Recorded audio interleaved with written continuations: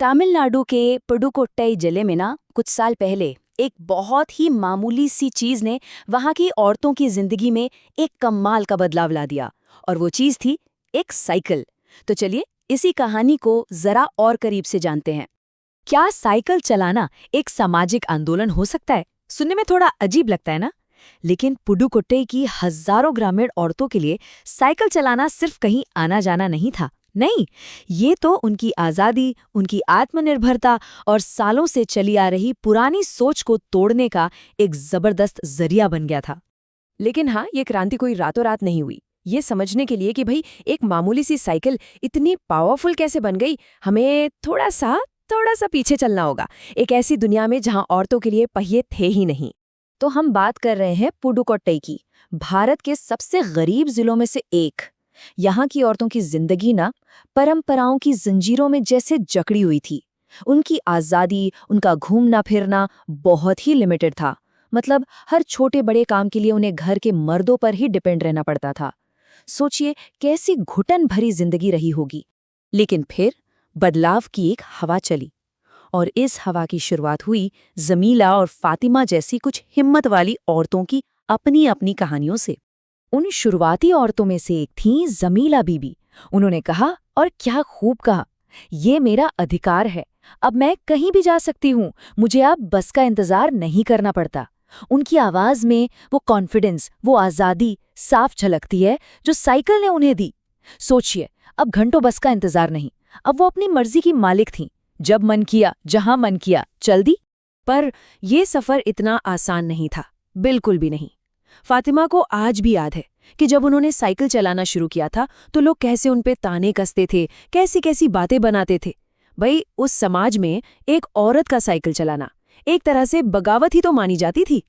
फातिमा की माली हालत इतनी अच्छी नहीं थी कि वो अपनी खुद की साइकिल खरीद पाती, लेकिन उन्होंने हिम्मत नहीं हारी। उन्होंने एक रास्ता खोज निकाला। वो हर शाम आधे घंटे के लिए साइकिल किराए पर ले लेती थीं। ये सिर्फ एक सवारी नहीं थी, ये तो उनकी आज़ादी का एक रोज का जश्न था। ये एक ऐलान था कि अब हम किसी पर निर्भर नहीं हैं। और पता है, जमीला और फातिमा अकेली नहीं थीं। धीरे धीरे ये जो अलग अलग चिंगारियां थी ना, वो एक साथ मिलकर एक बड़े आंदोलन की आग बन गईं। तो चलिए देखते हैं कि ये हुआ कैसे। जरा सोच कर देखिए, उस जिले की कुल ग्रामीण औरतों में से 1/4 ने साइकिल चलाना सीख लिया था। ये कोई मामूली बात नहीं थी, ये तो एक खामोश क्रांति थी जो हर गांव, हर गली में फैल रही थी। ये पूरा आंदोलन ना एकता की नींव पर खड़ा था। औरतों ने लोगों के तानों की जरा भी परवाह नहीं की। हर रविवार वो सब किला कुरुची गांव में इकट्ठा होती। वहां क्या होता था, जो औरतें साइकिल चलाना सीख चुकी थी वो नई सीखने वालों की मदद करती। एक दूसरे का हौसला बढ़ाने के लिए वो गाने गाती, जैसे ओ बहना आ सीखे साइकिल, घूमे समय के पहिए संग। यही आपसी सहयोग तो उनकी असली ताकत थी। तो छोटे छोटे ग्रुप्स में जो ये सीखने सिखाने का सिलसिला शुरू हुआ था, अब वो एक बड़े प्रदर्शन के लिए पूरी तरह तैयार था। साल था 1992 और मौका था अंतर्राष्ट्रीय महिला दिवस का। और फिर आया वो ऐतिहासिक दिन। एक दो नहीं, पूरी 1500 औरतें अपनी अपनी साइकिल के हैंडल बार पर झंडे लगाए, घंटियां बजाते हुए पुडुकोट्टई की सड़कों पर निकल पड़ी। ये सिर्फ एक रैली नहीं थी, ये उनकी आज़ादी और एकता का एक इतना जोरदार ऐलान था कि पूरा जिला बस देखता रह गया। इस आंदोलन का असर सिर्फ सड़कों तक ही नहीं रहा, इसका असर तो औरतों की जिंदगी के हर पहलू पर पड़ा। इसने उन्हें सामाजिक और आर्थिक दोनों तरीकों से आत्मनिर्भर बनाया। और ये साइकिल चलाने वाली औरतें कौन थीं? ये समाज के हर तबके से थीं। खेतों में काम करने वाली मजदूरों से लेकर स्कूल की टीचर तक, आंगनवाड़ी कार्यकर्ताओं से लेकर खदानों में काम करने वाली औरतों तक, सबने इस पहिए को अपनी तरक्की का जरिया बना लिया था। साइकिल ने तो उनकी आर्थिक हालत ही बदल दी। सोचिए, जो औरतें पहले अपनी सब्जियां, फल बेचने के लिए घंटों बस का इंतजार करती थीं, अब वो अपनी साइकिल पर फौरन निकल सकती थी। वो सिर्फ एक बाजार तक ही सीमित नहीं रहीं, बल्कि कई अलग अलग गांवों में जाकर अपना सामान बेच सकती थी। और इसका सीधा सीधा मतलब क्या था? समय की बचत और ज्यादा मुनाफा। इस आंदोलन ने औरतों को सिर्फ पैसा या समय ही नहीं दिया, इसने उन्हें कुछ और भी दिया, कुछ बहुत कीमती, इज्जत और खुद पर यकीन। तो चलिए इसकी जो एक लंबी विरासत रही है उस पर एक नज़र डालते हैं।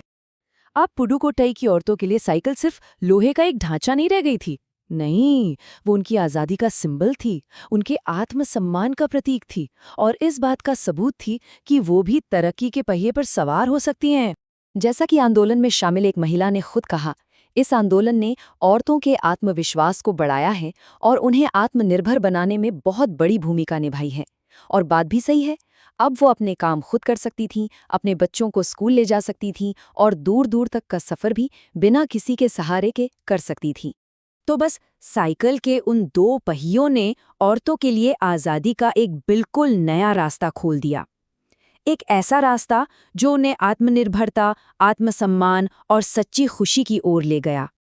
पुडुकोट्टई की ये कहानी हमें सोचने पर मजबूर करती है ना? कि एक कितनी साधारण सी चीज़ किसी की जिंदगी में कितनी ज़्यादा आज़ादी ला सकती है। कौन सोच सकता था कि एक मामूली सी साइकिल, जिसे हम हर रोज़ देखते हैं, किसी के लिए आज़ादी का इतना बड़ा प्रतीक बन जाएगी? ये कहानी हमें याद दिलाती है कि कभी-कभी बदलाव की शुरुआत सबसे छोटी और सबसे